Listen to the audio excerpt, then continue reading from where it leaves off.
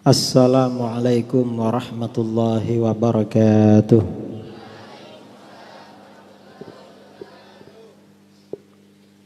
Bismillahirrahmanirrahim.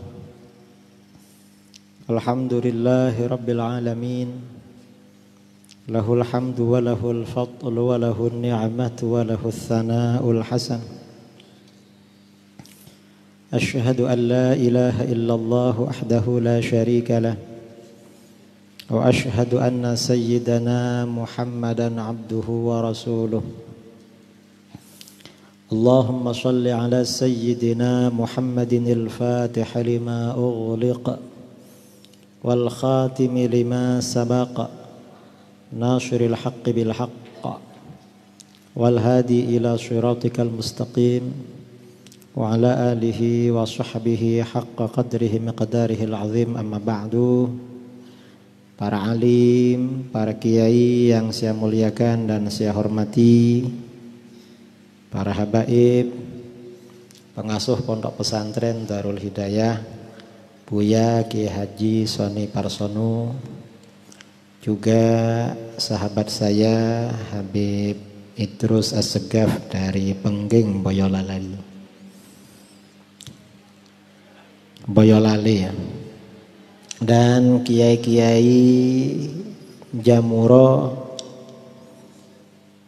yang jamaah Muji Rasul yang hadir pada malam ini, sebagian sudah lama kenal baik dengan beliau, sudah kalau ke Solo sering ketemu, sebagian baru ketemu malam ini. Para jamaah kaum muslimin dan muslimat, para santri, putra maupun putri pondok pesantren Darul Hidayah yang saya banggakan dan saya cintai. Alhamdulillah, pada malam ini sengaja tidak sengaja hadir ke tempat ini. Awalnya mau acara ke Tegal, besok malam undangan haul pondok pesantren atau Hidayah di Tegal. Kemudian ditelepon Pak Kiai katanya mau ke Tegal, iya. Terus singgah sini, enggak taunya ada acara malam ini. Tadi di perjalanan ditelepon lagi, habis maghrib tadi ngisi di Masjid Assegaf. Ini namanya sengaja tapi tidak sengaja, karena acara intinya di Tegal besok malam. Dan ini saya merasa senang sekali pada malam ini bisa berjumpa dengan para kiai dan adik-adik para santri. Mengapa? Kalau ada acara-acara seperti ini, Jamuro, jamaah Muji Rasul, ada maulid ya, ada pembacaan maulid dan semacamnya. Ini menunjukkan bahwa yang hadir ini semuanya adalah orang-orang yang masih bersih akidahnya, yaitu masih ahlus sunnah wal jamaah. Ini yang penting. Mengapa seperti itu? Sekarang ini banyak pertemuan-pertemuan, kajian-kajian, majlis-majlis taklim, lembaga-lembaga pendidikan, pondok-pondok pesantren, tapi sudah bukan ahlus sunnah wal jamaah. Kalau dulu yang namanya pondok pesantren itu pasti ahlus sunnah wal jamaah, kalau dulu. Karena yang punya pondok biasanya cuma orang-orang NU kalau di Jawa. Kalau di luar Jawa ya orang-orang yang organisasinya sama dengan NU. Itu dulu. Dan kalau ada pengajian ramai biasanya ahlus sunnah dulu.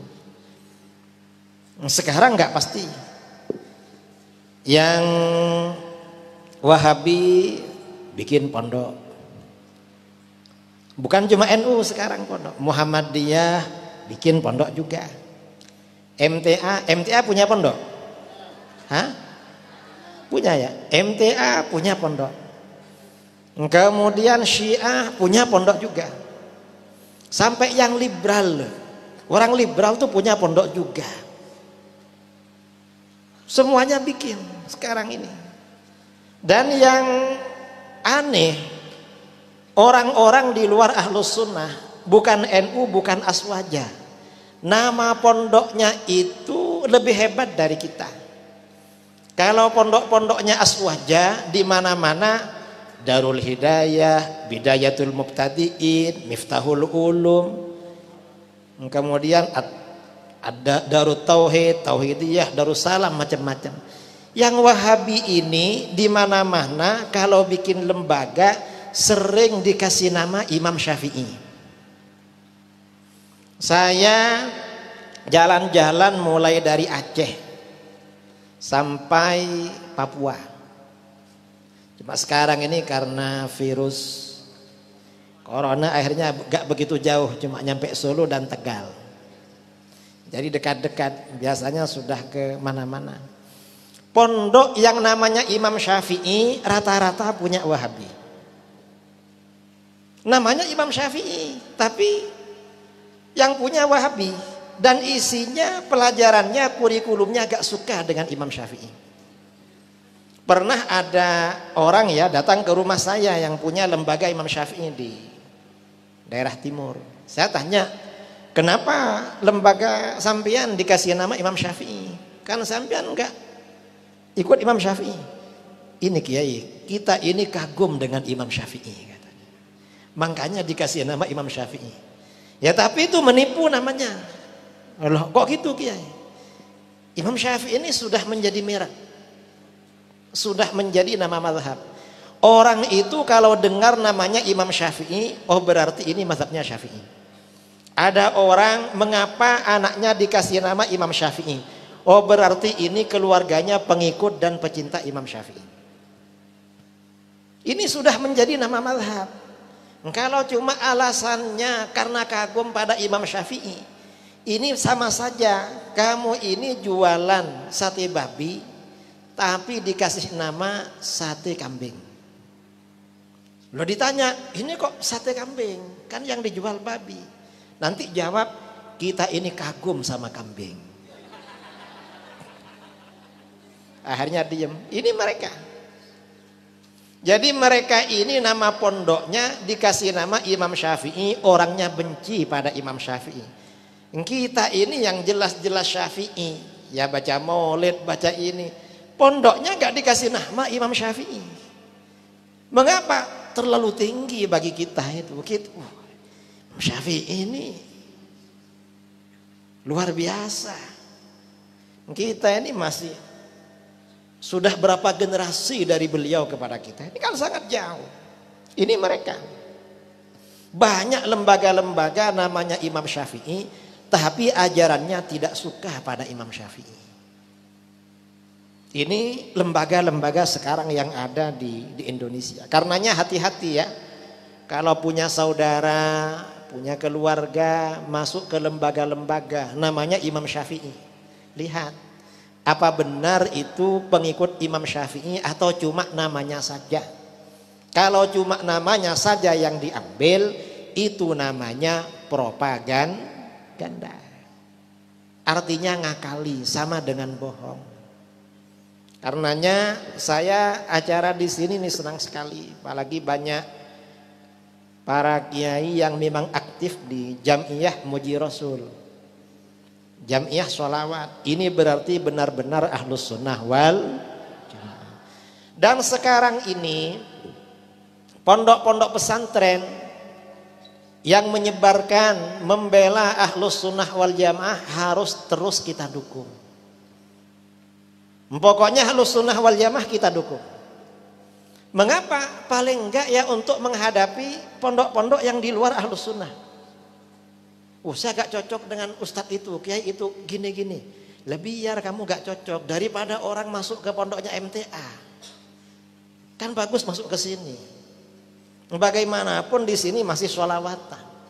Kalau MTA gak ada sholawatan. Ini penting. Dan ini tujuannya apa? Pondok-pondok pesantren seperti ini tujuannya untuk menjaga, mempertahankan, menyebarkan ajaran Ahlus Sunnah wal Jamaah. Ada yang terpenting sekarang ini di mana-mana seperti itu. Ahlus sunnah wal jamaah. Mengapa seperti itu? Sekarang ini kita ini sudah masuk pada masa-masa penyebaran banyak fitnah, terutama fitnah akidah. Ada seorang ulama ya, kira-kira 70 tahun yang lalu, Al-Imam Asy-Syaikh Badruddin Al-Hasani dari Syria, ditanya, "Ya Syekh, kita ini sekarang ini apa benar kita ini hidup seperti yang diterangkan di dalam hadis al-mutamassiku bidinihi fi akhiriz zaman kal qabid 'alal jamri." Orang yang berpegang teguh dengan ajaran agama di akhir zaman itu seperti orang memegang bara api. Bara api dipegang panas, tapi walaupun panas dipegang. Apa ini masa sekarang, Syekh? Kata beliau, hadza zaman madha wa qada. Ini sudah lewat. Ini bukan zaman sekarang. Orang masih konsisten dengan ajaran yang benar walaupun panas, bukan sekarang. Nah, sekarang ini yang bagaimana, Syekh? Sekarang ini zamannya fitnah. Bagaimana fitnah?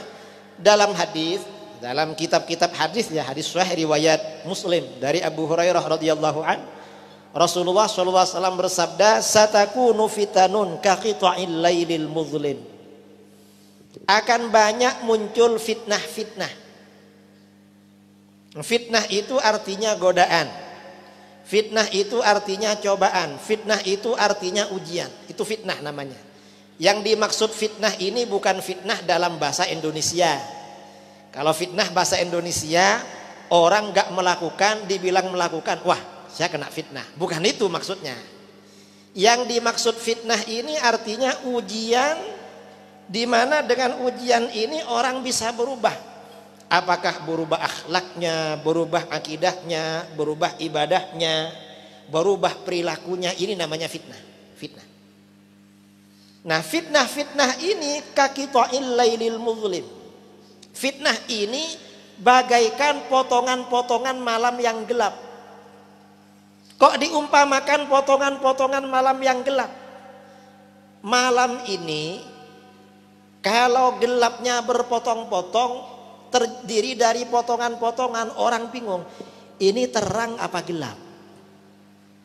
Artinya apa? Yang terang itu diumpamakan kebenaran, gelap itu diumpamakan kebatilan. Artinya fitnah-fitnah ini membuat orang bingung. Loh, kok bisa bingung? Dari dulu sejak kecil kita tahu kalau ajaran begini nih salah. Loh, tapi sekarang kok ada yang mengajak pada ajaran ini. Katanya salah, kok diajak. Dan yang ngajak ini ustadz. Loh, ya apa ini katanya salah. Yang ngajak ke ustadz ini. Orang bingung. Ini gak benar ini. Gak benar, sesat. Loh, tapi katanya yang ceramah pernah ngajar ceramah, ngisi ceramah di Masjid Nabawi. Kan ada ya Ustadz Wahabi yang dulu pernah ceramah. Sekarang diandal-andalkan, padahal ceramahnya banyak yang bohong. Katanya gak benar, tapi kok ceramah di Masjid Nabawi. Ini zaman akhir memang. Ini namanya fitnah.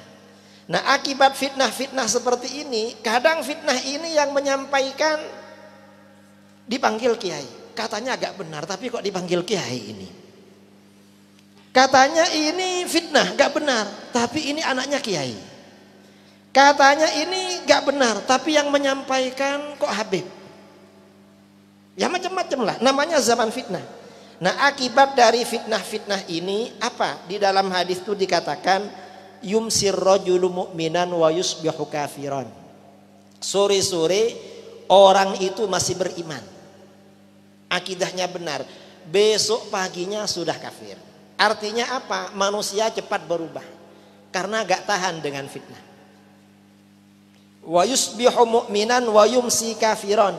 Pagi-pagi masih mukmin, sorenya sudah kafir gara-gara fitnah. Mengapa orang cepat berubah? Di antaranya lagi yang menyebabkan orang cepat berubah, yabi'ur rajulu dinahu bi'aradin minad dunya. Seseorang itu menjual agamanya dengan memperoleh sedikit modal dari dunia. Artinya apa? Orang itu menyeberang keluar dari ajaran Ahlus Sunnah wal Jamaah, ikut aliran-aliran di luar Ahlus Sunnah wal Jamaah semata-mata karena ada yang bayar. Karena ada yang bayar, bukan karena benar. Enak melo iki. Kenapa? Dibayar. Karena itu, ini fitnah zaman sekarang. Karenanya akidah ya, akidah Ahlus Sunnah ini perlu ditanamkan. Kita ini kalau di pondok ya, di pondok itu kan wujud kidamba. Hafal wujud kidamba kok. Ayo bareng-bareng biar gak ngantuk. Bismillahirrahmanirrahim. Wujud qidam baqa mukhalafatu lil hawadisi qiyamuhu bi nafsihi wahdaniyat qudrat iradat ilmu hayat sama basar kalam qadiran muridan aliman hayyan sami'an basiran mutakalliman.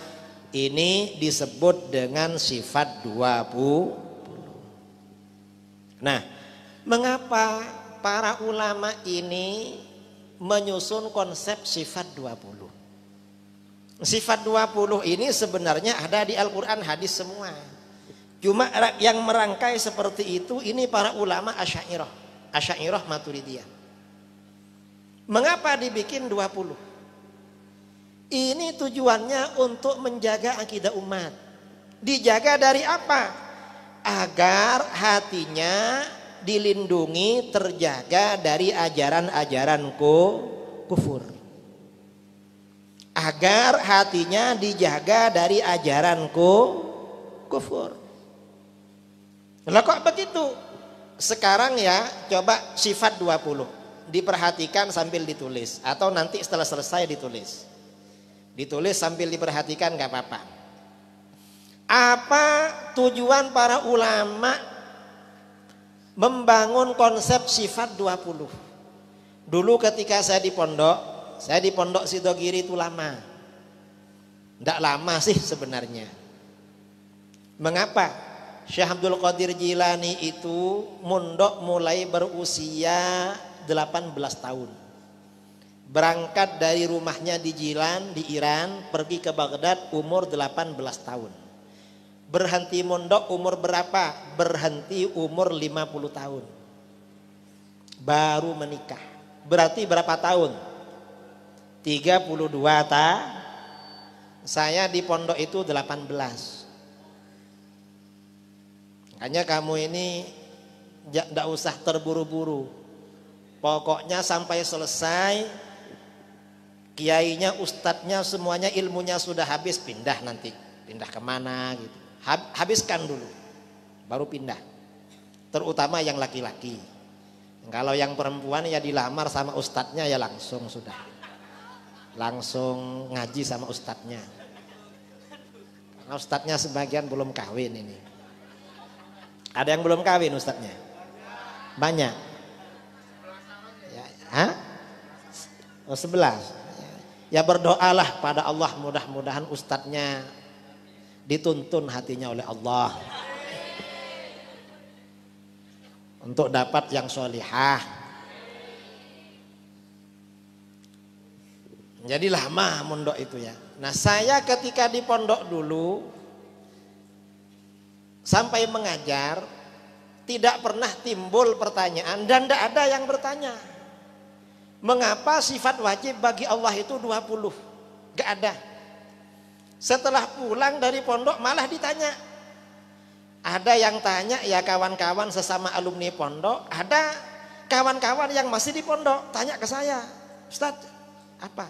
Kenapa sifat wajib bagi Allah 20? Terus ada sebagian kawan ya, sebagian kiai di kampung di Jember. Waktu di Bahsul Masail di NU tanya, kenapa Gus sifat wajib bagi Allah 20? Saya tanya balik, loh sampean minta berapa? Minta berapa? Dak, bukan minta berapa. Kenapa bukan 15, bukan 21, bukan 22, kok langsung 20 gitu. Apa biar kalau dilakukan enak? Kan 20 ini kalau dinyanyikan kayak tadi kan enak kan? Yud, kita. Coba dikurangi 1 gak enak. Ditambah lagi gak enak juga. Dikiranya lebih dulu lagunya daripada isinya. Padahal lagunya itu dicocok-cocokkan aja dengan isinya. Wong kadang-kadang lagunya gak cocok, panjang pendeknya keliru, kadang baca maulid, baca apa itu. Kan banyak begitu. Karena mengejar lagu. Nah, para ulama ini mengapa membangun konsep sifat 20 bagi Allah? Yang pertama, sifat 20 itu tujuannya mengantarkan kita makrifat kepada Allah. Mengantar kita makrifat kepada Allah. Makrifat itu artinya apa? Makrifat itu artinya kenal. Kenal itu artinya apa? Orang itu kalau kenal dengan orang, saya ini dengan Kiai Bedawi sudah lama kenal. Ya tahu rupanya, tahu keahliannya.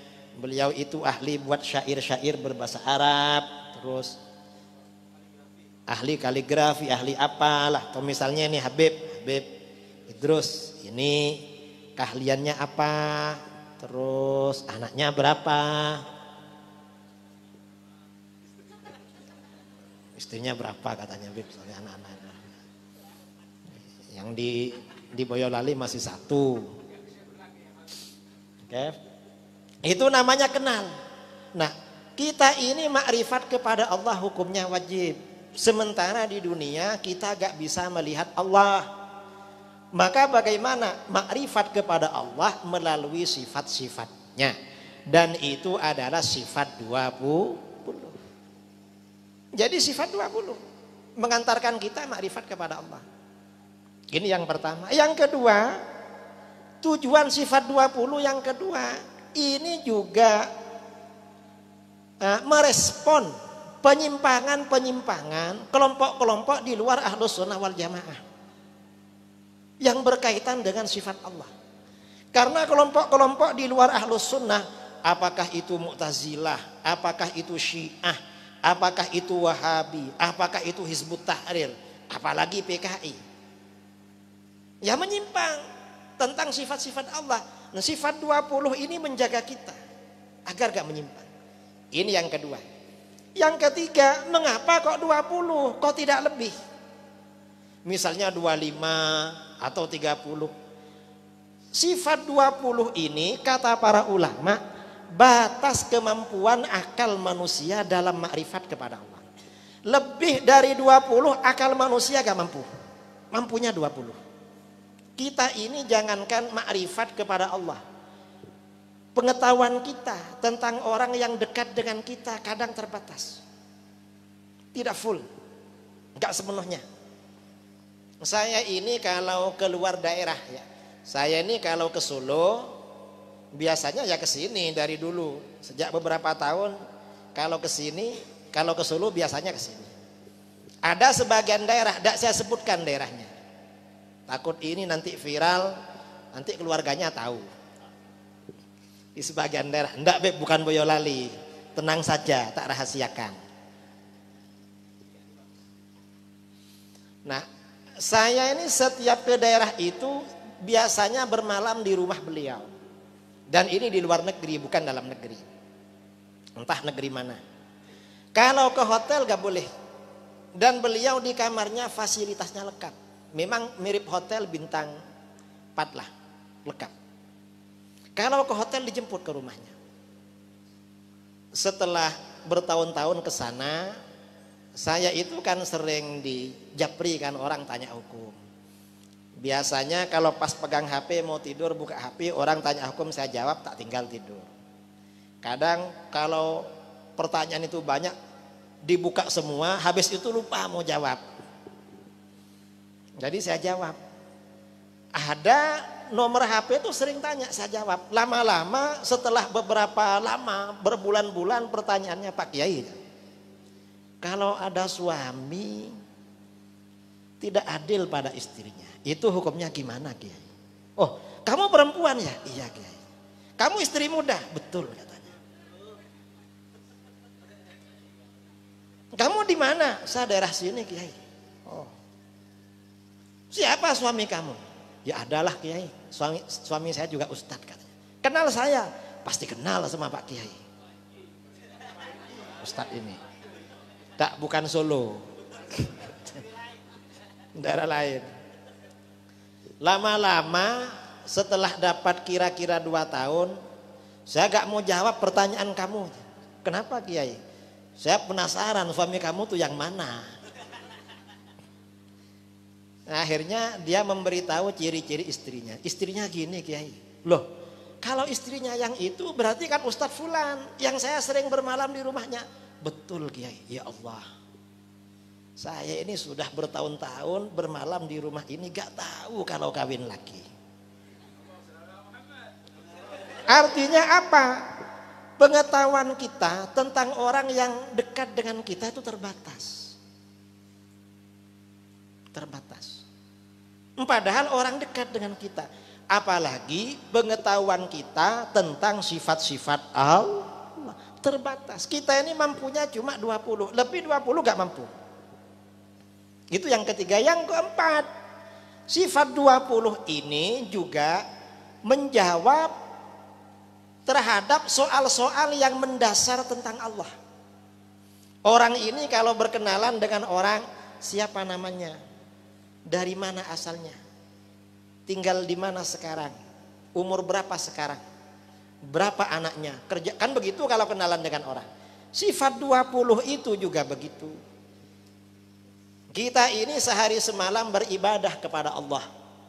Mau tidur baca doa, bangun tidur baca doa, masuk kamar mandi baca doa, keluar lagi baca doa, mau makan mau minum baca doa terus. Baca doa. Pertanyaannya, pertanyaan yang pertama, apakah Allah itu ada?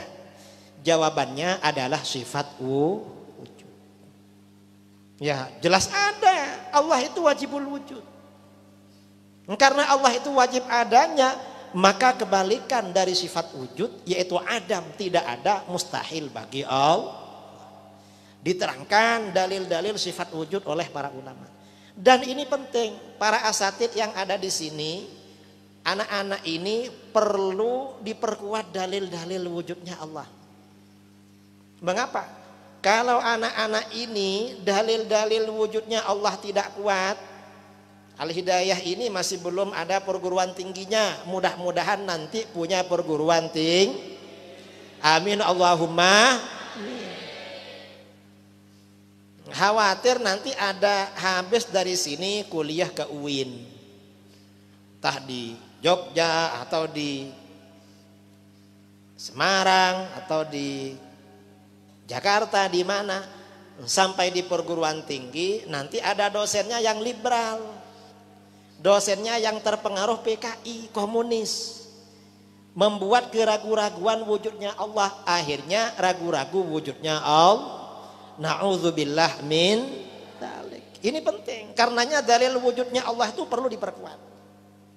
Nah, mengapa para ulama ini menetapkan sifat wujud bagi Allah? Ternyata sebagian Syiah dulu berpendapat, kata Imamul Haramain, sebagian Syiah berpendapat Allah itu gak bisa dikatakan ada, gak bisa dikatakan tiada. Tidak dikatakan wujud, tidak dikatakan ada. Lalu bagaimana antara ada dan tiada? Loh, apa antara ada dan tiada? Kan gak ada.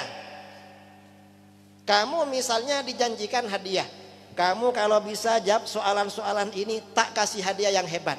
Apa Pak Ustadz hadiahnya? Antara ada dan tiada. Ya gak ada. Karenanya oleh para ulama ditetapkan sifat wujud. Itu pertanyaan pertama. Pertanyaan kedua, kalau Allah ini memang wajibul wujud, sejak kapan wujudnya Allah? Jawabnya adalah tidak. wujudnya Allah tanpa permulaan. Gak ada permulaannya. Karenanya kebalikan dari sifat qidam, yaitu hudus, baru mustahil bagi Allah. Dijelaskan dalil-dalilnya. Nah, sifat qidam ini ada perbedaan kita dengan Wahabi. Cuma perbedaannya tipis. Apa kata Wahabi? Kata Wahabi, wujudnya Allah itu tanpa permulaan. Tapi gak boleh menggunakan istilah qidam. Mengapa? Istilah qidam itu hukumnya haram. Kenapa haram? Itu istilah yang bid'ah, tidak ada di dalam Al-Quran dan Wahabi. Padahal di dalam hadis ada, cuma Wahabi belum tahu. Dan qidam ini sudah menjadi ijma ulama.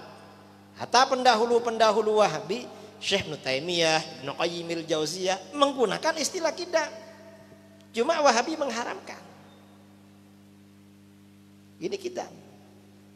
Kemudian pertanyaan ketiga, Allah yang wajib bersifat wujud, bersifat qidam. Sampai kapan wujudnya Allah? Jawabnya adalah sifat baqa. Allah maha kekal, maha abadi.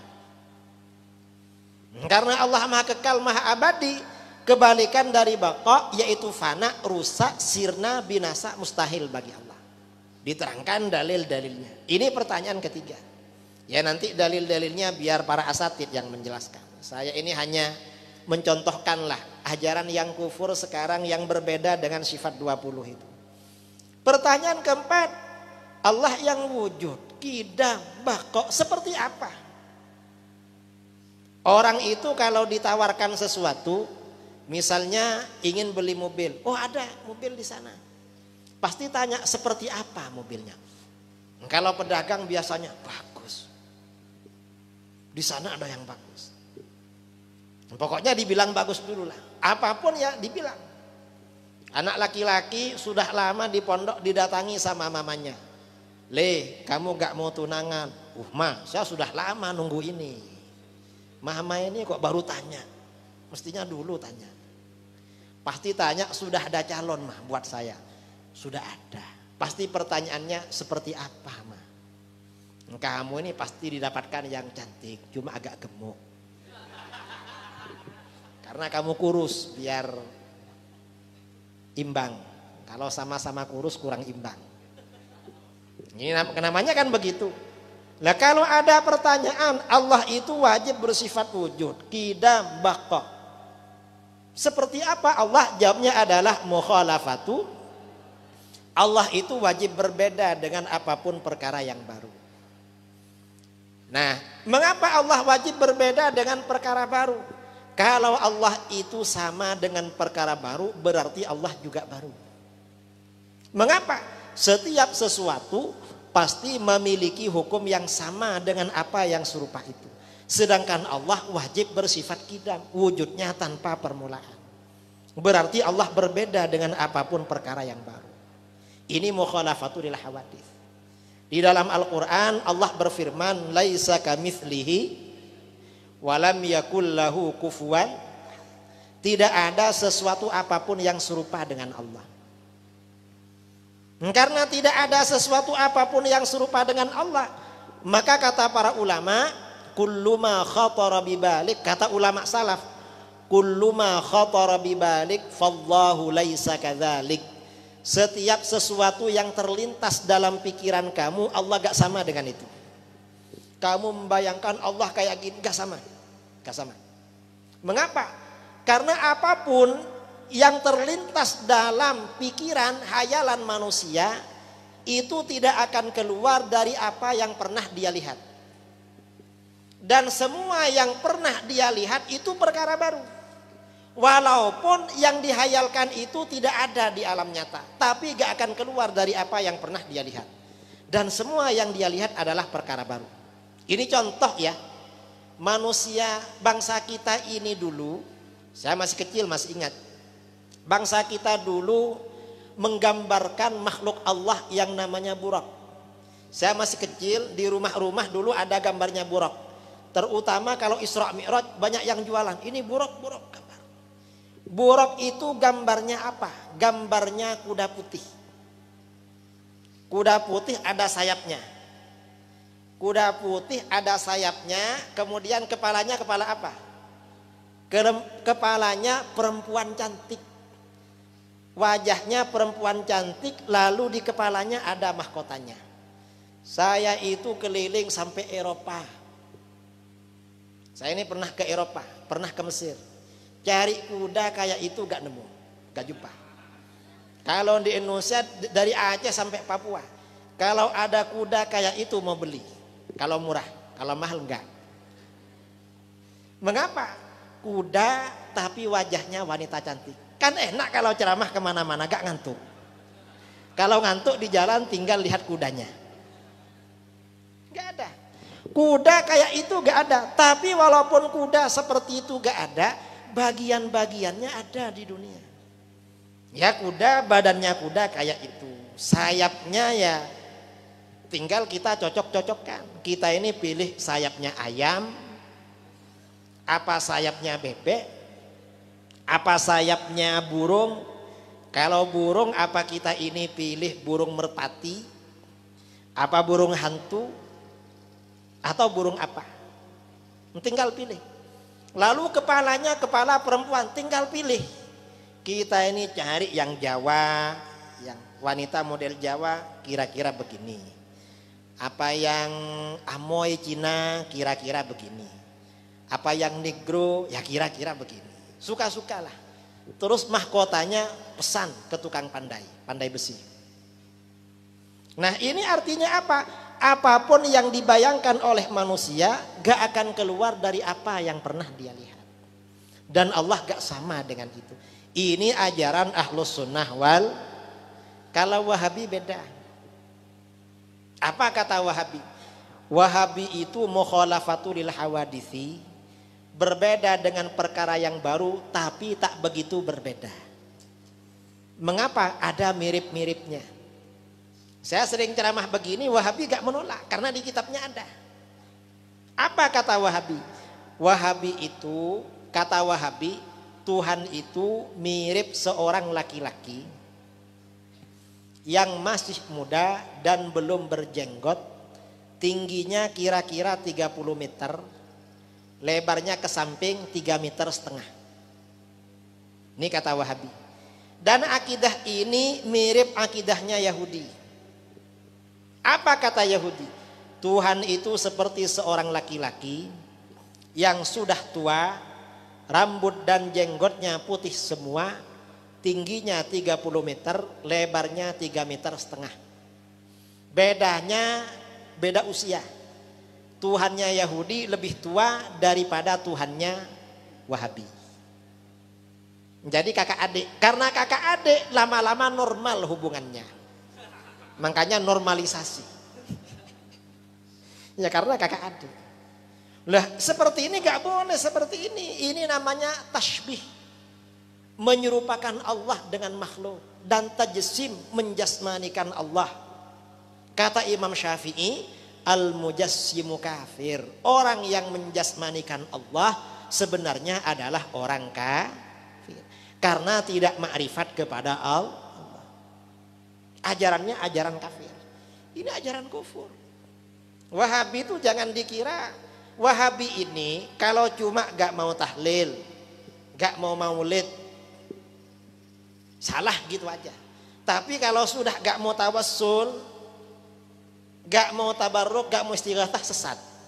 Tapi kalau sudah menjasmanikan Tuhan, kufur. Jadi Wahabi ini tingkat-tingkat kelasnya.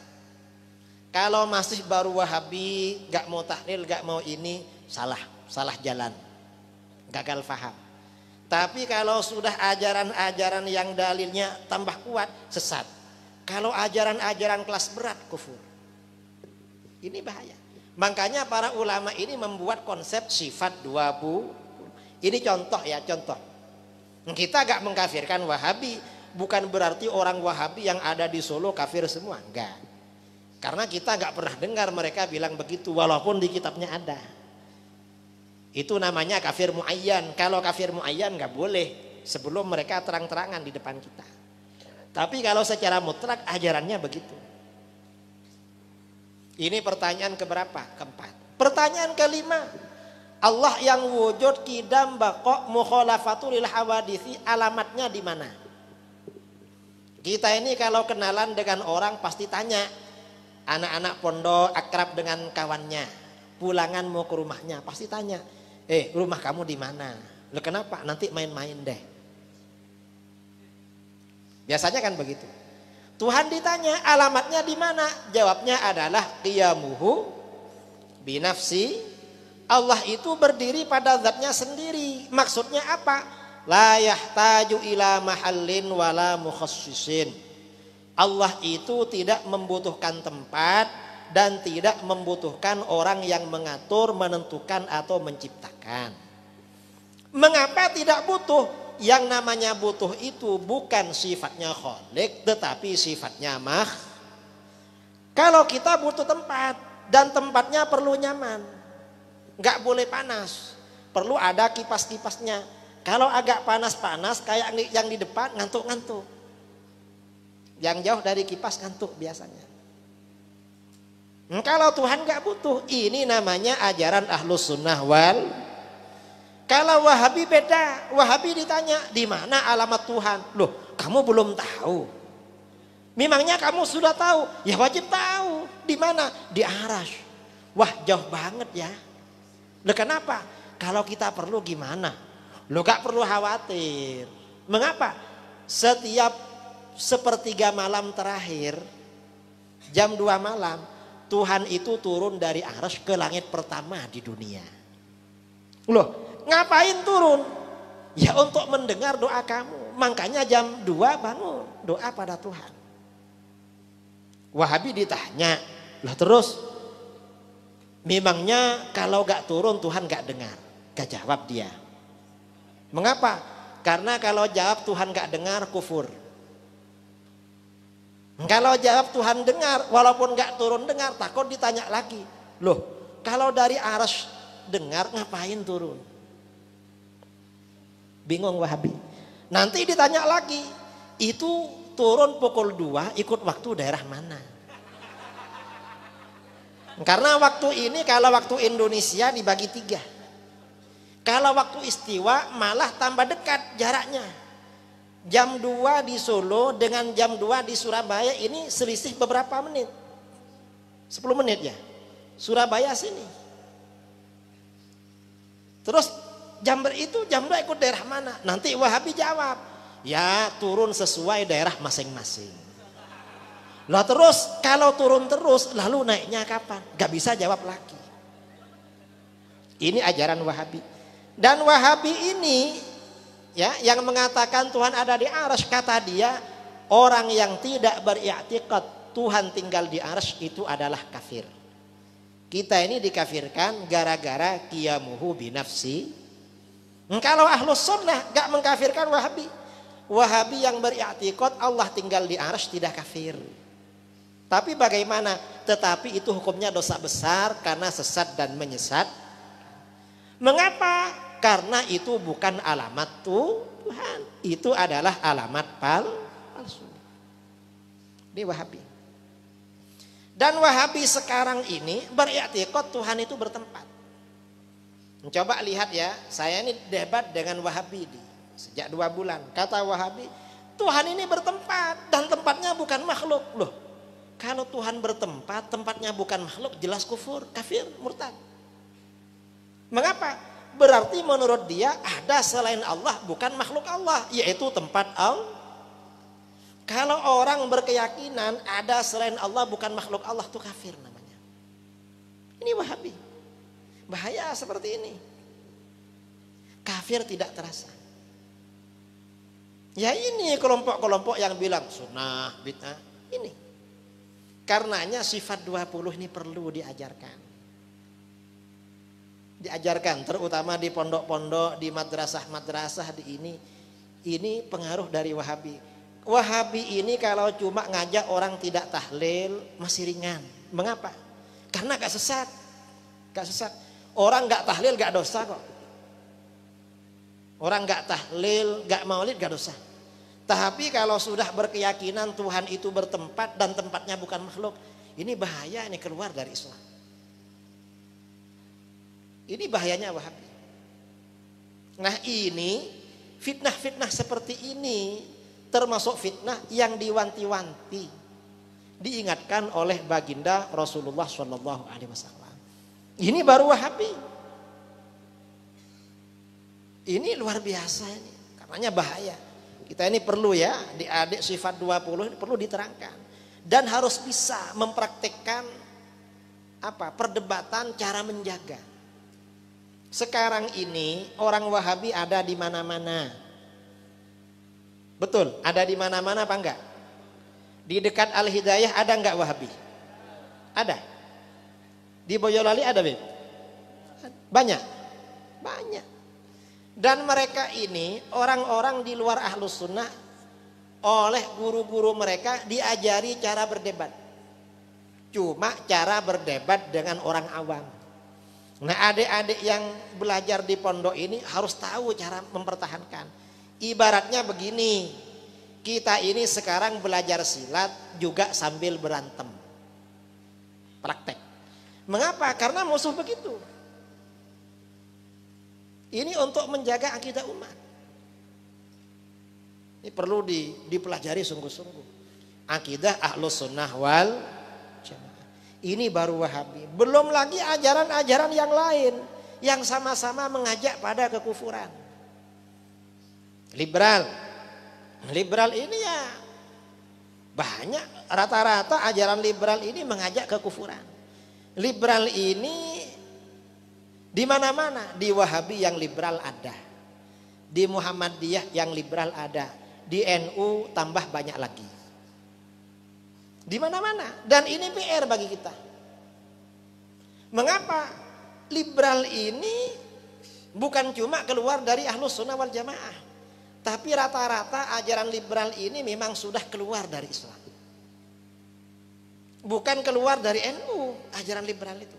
Kalau Wahabi ya keluar dari NU, Syiah bukan NU, HTI bukan NU, tapi liberal ini parah. Masih ingat ya, tahun kemarin, pada 2 tahun kemarin, ada orang doktor S3 di orang Sulu katanya ya. Orang Sulu apa orang Sukoharjo. Yang ambil S3 di Jogja. Lalu dia disertasinya bilang, apa disertasinya? Zina halal. Asalkan bukan istrinya orang, sama-sama suka dan gak ketahuan. Wah ini kita ini jangankan zina, dekat-dekat aja gak boleh kan. Zina itu larangannya gak seperti larangan yang lain. Tapi wala taqrabuz zina, mendekati aja gak boleh, deket aja gak boleh. Ini malah gak apa-apa. Dan saya kayaknya orang NU, bukan? MTA apa Wahabi? Tidak tahu, gak jelas ya. Yang biasanya yang begitu-begitu latar belakangnya NU. Karena mayoritas Indonesia ini backgroundnya NU. Dan jangan dikira seperti itu gak ada yang ikut. Ada yang ikut. Mengapa? Itu dokter itu diakui. Itu yang gak setuju ya karena begini-begini. Ada yang ikut. Ini faham liberal. Kemudian setelah itu ada lagi. Entah siapa, saya lupa yang bilang. Apa kata dia? Jilbab itu gak wajib.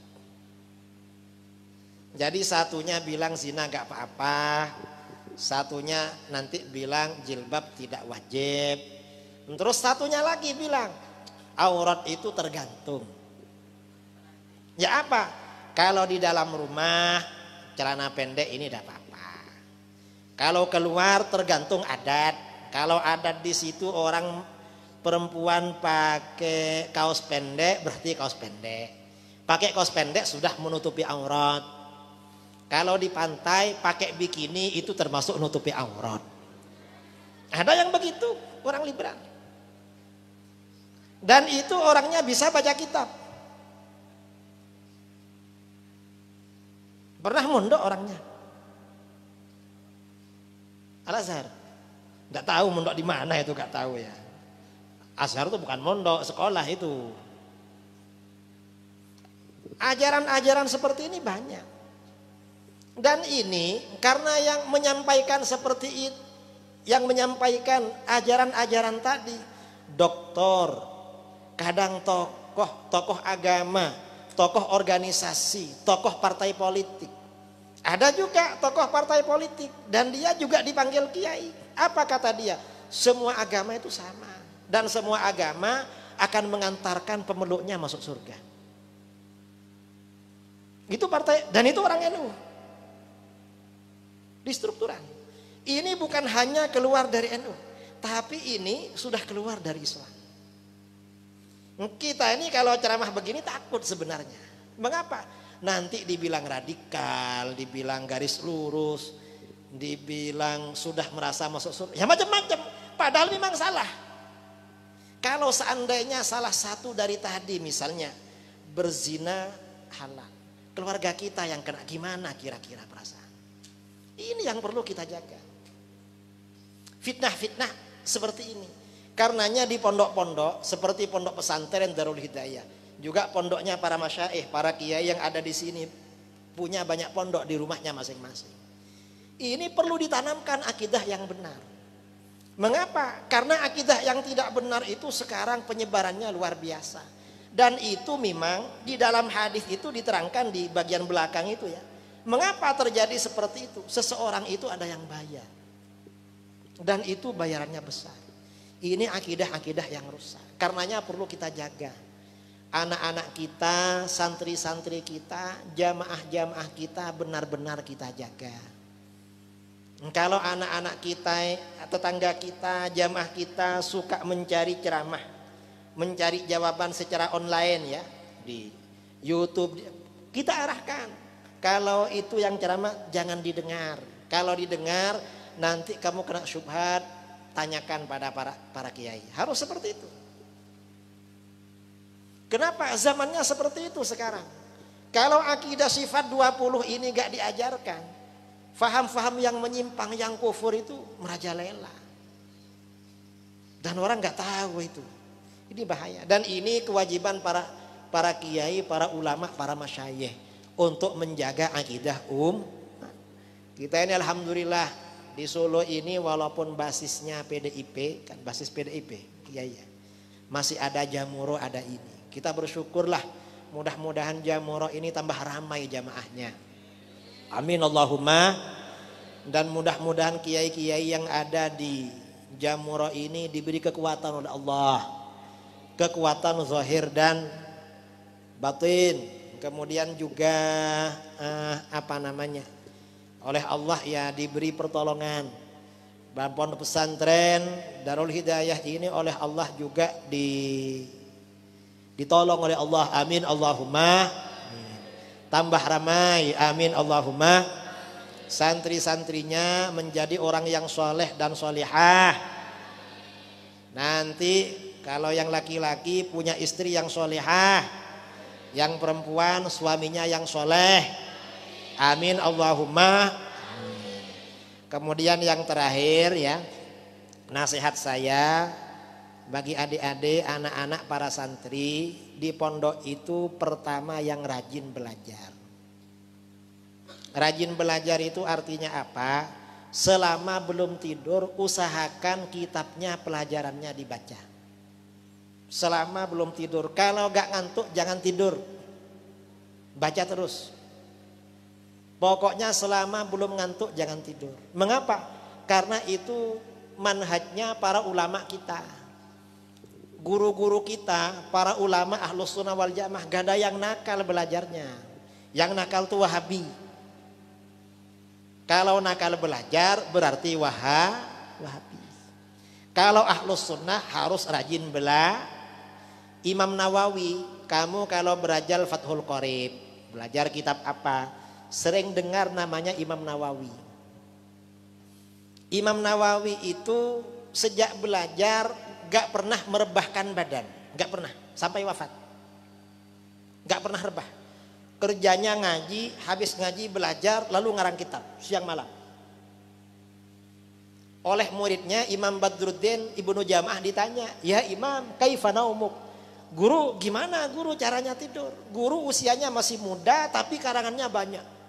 Imam Nawawi ini wafat tahun 676, usianya 45 tahun. Tapi karangannya diukur dengan usia beliau gak cukup. Ini bukan karangannya orang umur 45. Karena kapan belajarnya kok karangannya banyak sekali. Apa kata beliau? Kata Imam Nawawi, kuntu idza ghalabani nu'as.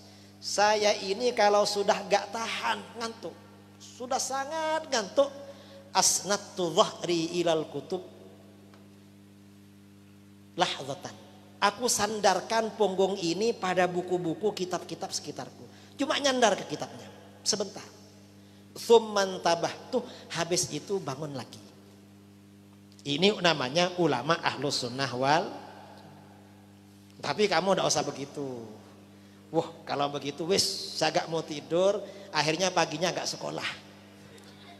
Loh, kok gak sekolah? Tadi malam Pak Ustadz, Gus, tadi malam belajar semalam, paginya gak sekolah. Imam Nawawi itu walaupun semalam begitu, paginya sekolah. Kita ini bukan makomnya seperti itu. Cuma ini perlu disampaikan, barangkali kita dapat barokahnya, paling enggak lah berapa persen dari semangat beliau. Ada lagi ulama ahlus sunnah wal jamaah, Imam Fakhruddin Ar-Razi. Imam Ar-Razi ini kalau berdebat dengan Mujassimah, Jassimah itu sekarang Wahabi, atau berdebat dengan Mu'tazilah, beliau ini caranya tidak menyalahkan hujjah mereka. Kalau mereka menyampaikan dalil, oleh beliau dibantu. Kamu kalau berdalil jangan begitu, itu kurang kuat. Gimana? Dalil yang lebih kuat dari itu adalah begini. Orang Mu'tazilah itu terkejut. Mengapa? Imam Ar-Razi bisa membuatkan dalil bagi mereka lebih kuat dari buatannya sendiri. Tapi setelah dibuatkan oleh beliau, cuma ini bisa saya patahkan. Ini lebih kuat dari dalil kamu, saya mematahkannya begini dan kamu nggak bisa jawab. Itu Imam Ar-Razi. Ini ulama-ulama kita. Imam Ar-Razi ini nggak pernah berhenti belajar. Beliau ini dari rajinnya belajar, beliau ini sampai bilang, inni la ata'assafu katsiran ala fauti minal mutala'ah waqtal akli. Saya ini merasa menyesal sekali, gak bisa belajar ketika makan. Artinya apa? Waktu beliau itu habis untuk belajar. Saya ini waktu makan menyesal. Kenapa gak bisa belajar? Gak makan lapar. Kalau sudah makan, waktunya makan gak bisa belajar. Ini beliau. Kalau kita ini kan enggak kan. Kita ini kan sebaliknya. Gak makan, gak belajar. Apalagi makan. Ini Imam Ar-Razi.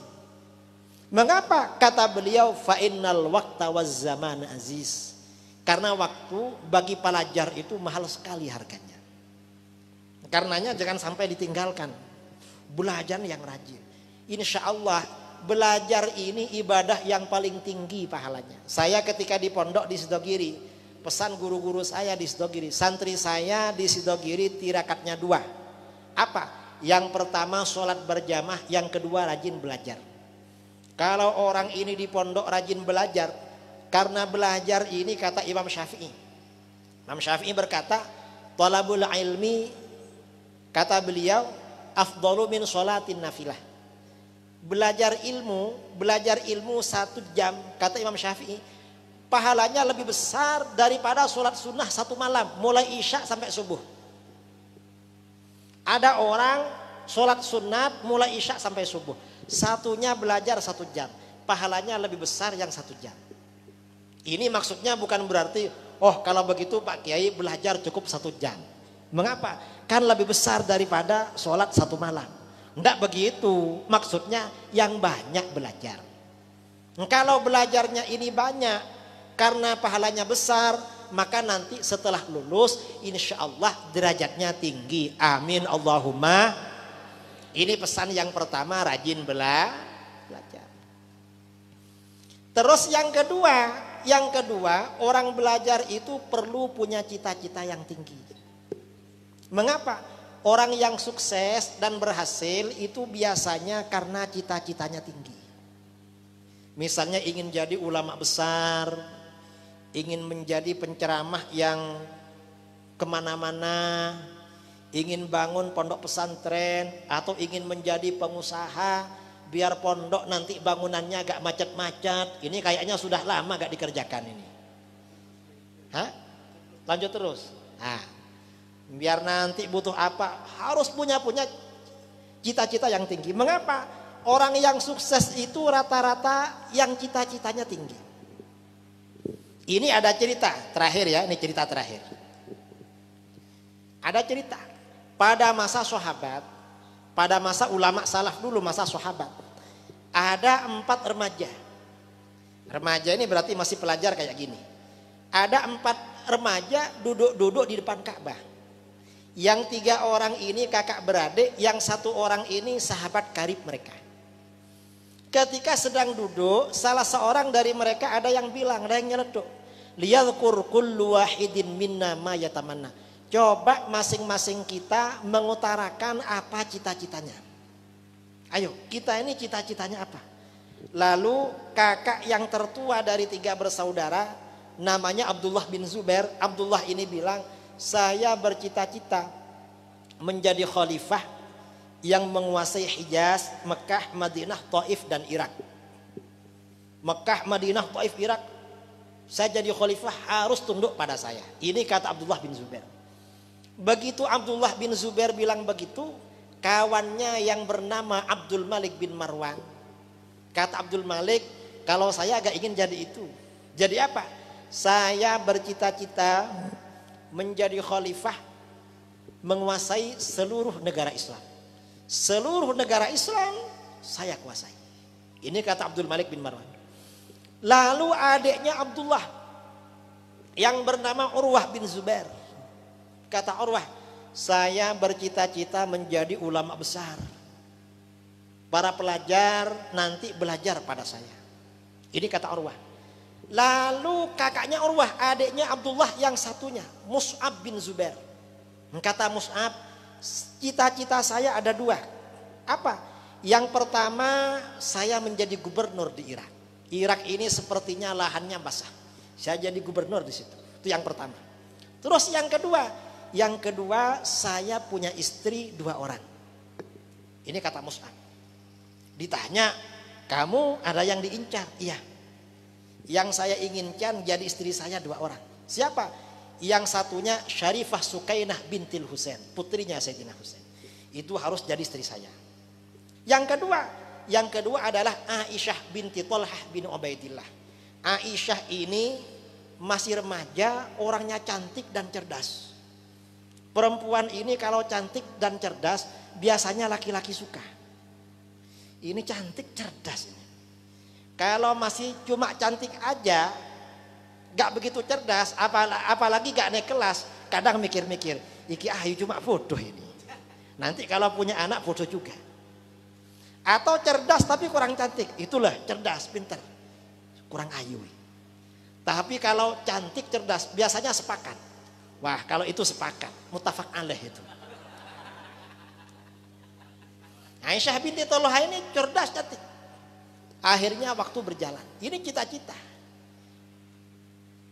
Tahun 65 Hijriah. Ini next ya. Jadi kalau sinetron itu berapa tahun? 45 tahun kemudian. Kira-kira 40 tahun kemudian lah, 40 tahun. Atau 35 tahun kemudian. Tahun 65 Hijriah, Khalifah Yazid bin Muawiyah meninggal dunia. Sebelum meninggal, Yazid ini mengeluarkan mandat, dekret bahwa penggantinya adalah anaknya sendiri, namanya Muawiyah bin Yazid bin Muawiyah. Begitu Muawiyah bin Yazid bin Muawiyah ini dibaiat, dilantik menjadi khalifah, beliau langsung menyatakan tidak sanggup. Saya gak sanggup menjadi khalifah, mengundurkan diri, meletakkan jabatan. Dapat 40 hari meninggal dunia. Karena khalifahnya meninggal, mengundurkan diri, gak ada penggantinya, dunia Islam kosong dari khilafah. Di tengah-tengah kekosongan ini, Abdullah bin Zubair tampil menjadi khalifah. Begitu Abdullah ini tampil, penduduk Mekah, Madinah, Taif, Hijaz dan Irak menyatakan baiat pada beliau. Sepakat baiat sesuai dengan cita-citanya. Ini Abdullah bin Zubair. Kemudian penduduk Syam. Syam ini waktu itu meliputi Syria, Yordania, Lebanon, Palestina dan Mesir. Dipimpin oleh Marwan bin Al-Hakam akan menyatakan baiat kepada Abdullah bin Zubair. Ini Syam akan baiat kepada Abdullah bin Zubair. Tapi Abdullah bin Zubair gak mau. Mengapa? Ingat beberapa tahun sebelumnya, kira-kira 25 tahun sebelumnya. Sekitar 25 tahun sebelumnya, Marwan bin Al-Hakam ini membunuh ayahnya Abdullah, yaitu Sayyidina Zubair bin Awam, dalam peperangan Jamal. Jadi dalam perang Jamal, Marwan ini yang membunuh Zubair bin Awam ayahnya. Karena Marwan ini yang membunuh ayahnya, maka kata Sayyidina Abdullah bin Zubair, untuk orang Syam tidak ada baiat tapi perang dengan saya. Akhirnya perang. Perang selama 8 tahun. Setelah peperangan lama, sampai Marwan ini meninggal. Marwan meninggal dilanjutkan oleh anaknya yang bernama Abdul Malik bin Marwan. Ketika berperang dengan Abdul Malik, kawannya yang masih remaja ini, suatu ketika Abdullah bin Zubair ini bermimpi. Dalam mimpinya, Abdullah bin Zubair ini bertengkar, bergulat dengan Abdul Malik bin Marwan. Dan berhasil Abdul Malik ini dia jatuhkan, terkapar di tanah, lalu kedua tangan dan kedua kakinya dipancung ke tanah oleh Abdullah. Setelah bermimpi, dia bangun terkejut. Loh, saya kok mimpi gelut dengan Abdul Malik dan saya menang. Malah kedua tangan, kedua kakinya saya pancung ke tanah. Cuma takwilnya apa ini? Akhirnya dia menyuruh ajudannya datang ke Irak, menjumpai seorang ulama terkenal penafsir mimpi, namanya Imam Muhammad bin Sirin, Ibnu Sirin. Kamu datangi Ibnu Sirin, Kiai Ibnu Sirin. Bilangkan majikan kamu bermimpi bertengkar dengan musuhnya dan musuhnya berhasil dijatuhkan, lalu dua tangan dan dua kakinya dipancung di tanah. Tanyakan apa penafsiran mimpinya. Kalau tanya siapa yang mimpi, jangan bilang-bilang kalau saya. Akhirnya pembantunya datang ke Irak, ke Basrah. Sampai di Basrah, tanya kepada Imam Ibnu Sirin. Ada apa, guru? Saya mau tanya, apa majikan saya bermimpi begini dan begini. Terus bagaimana penafsirannya guru? Mimpi bertengkar dengan musuhnya, musuhnya dia jatuhkan, kedua tangan dan kedua kakinya dia pancung ke tanah. Gimana penafsirannya? Lalu kata Ibnu Sirin, majikan kamu siapa namanya? Pesan majikan saya guru, nama beliau minta dirahasiakan. Lalu kata Ibnu Sirin, kalau begitu tafsirannya juga saya rahasiakan. Mengapa? Karena namanya dirahasiakan. Tapi saya tahu siapa yang bermimpi itu. Siapa guru? Majikan kamu ini kalau bukan Abdullah bin Zubair pasti Abdul Malik bin Marwan. Karena dua orang ini sekarang yang lagi bertengkar. Akhirnya ajudannya pulang ke Mekah. Sampai di Mekah ditanya, gimana? Kata Kiai, kata Romo Yai, karena nama Tuan dirahasiakan, tafsirannya dirahasiakan juga. Ya sudah, kamu balik lagi sampaikan yang bermimpi saya. Sampai di Basrah disampaikan bahwa yang bermimpi adalah Abdullah bin Zubair.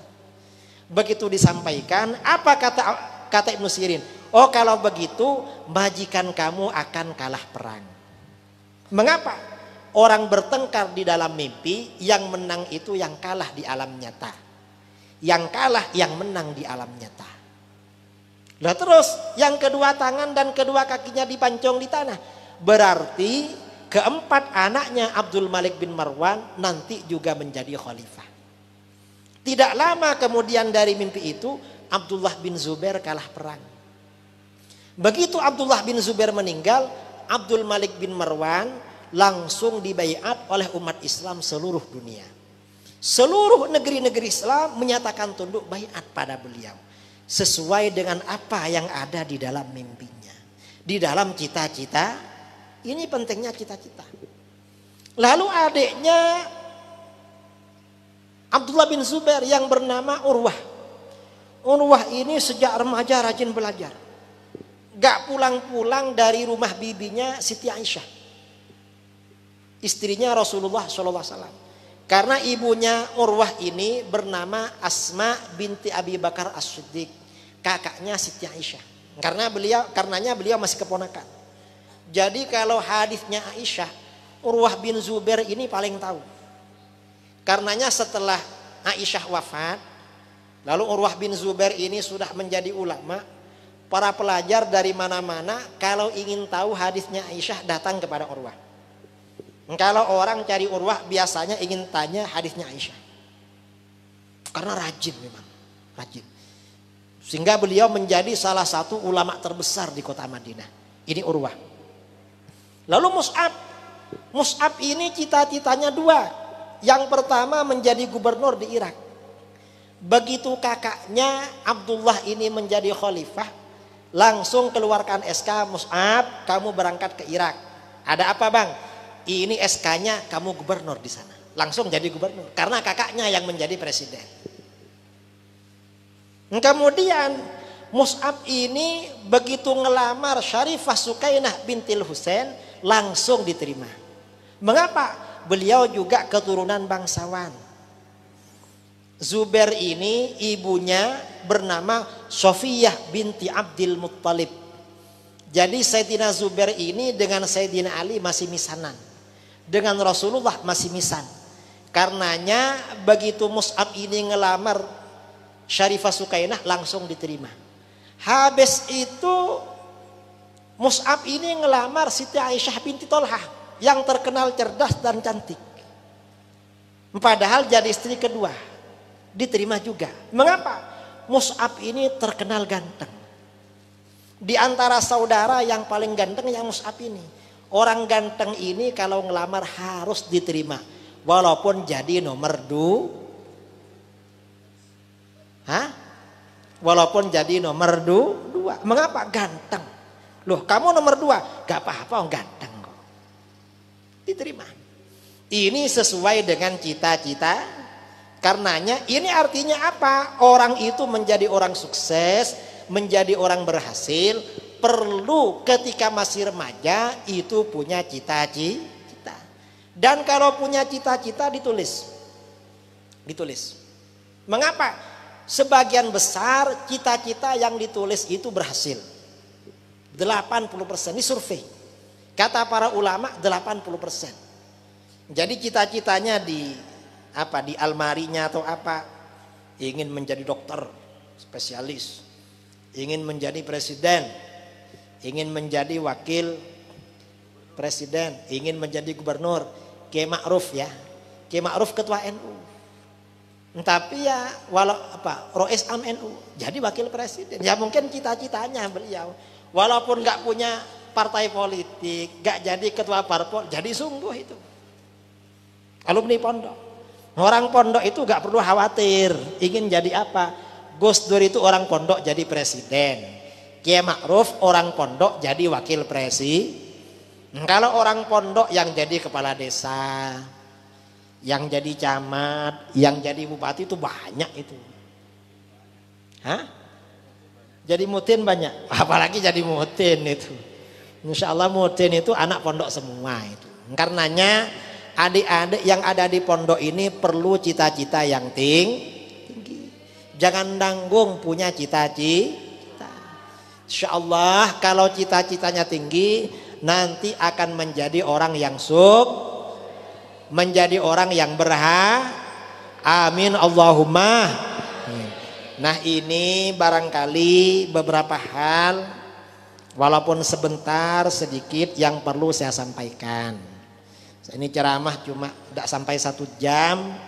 Karena saya perhatikan ini sudah ngantuk-ngantuk. Ya maklumlah ini masih sudah jam 10 ini. Berapa ini? Saya kira jam 10. Apa jam saya ini yang terlambat atau gimana ini? Jam Jember ini. Ya jam Jember Indonesia Jawa Timur. Makanya masih selisih 1 jam dengan sini. Mudah-mudahan berhasil, amin Allahumma amin.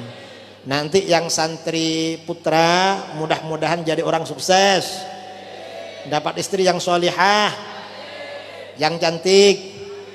Yang santri putri jadi orang yang sukses, dapat suami yang soleh, yang ganteng-ganteng, yang banyak uangnya, amin Allahumma amin.